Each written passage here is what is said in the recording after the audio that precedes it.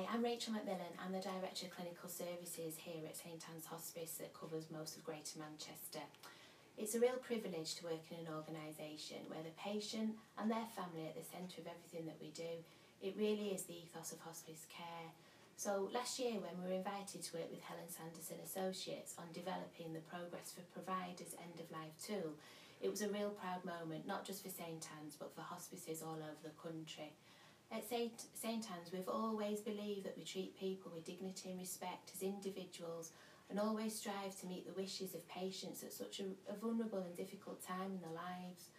Our purpose and core values are embedded in our organisational culture, and we think that we treat everyone, patients, families, staff, volunteers, with professionalism, respect, compassion, and always strive to always be inclusive.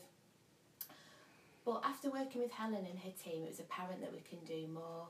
And it's not just about patients, it's about the whole organisation. It's irrelevant what your job title is because we all come to work for the same reason, and that's to provide excellent care and support to people living with or affected by life-limiting illnesses.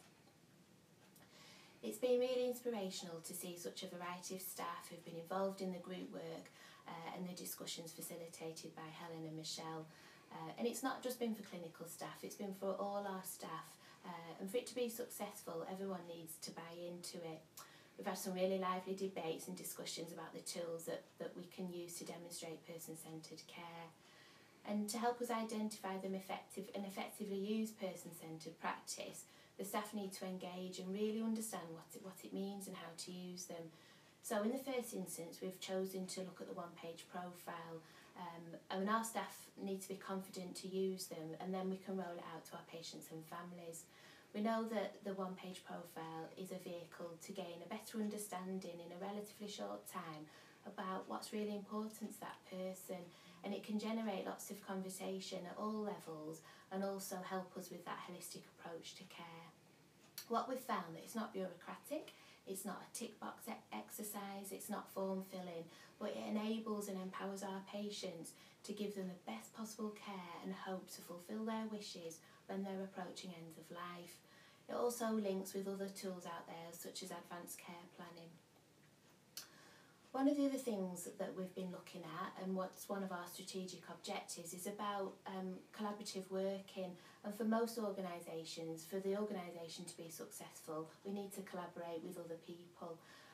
And one of the things we've been doing is looking at the productive and positive meeting process.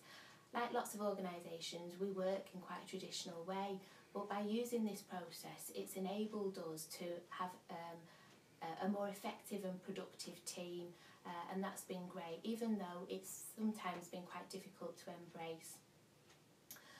So one of the other things that we've been working on as well, we've got a really well established patient carer group, and they help us with a myriad of things for the organisation. And what Helen and Michelle have been doing is looking at the working together for change process to build on how we listen to our patients and ensure that we get some really good feedback that will inform our organisational planning.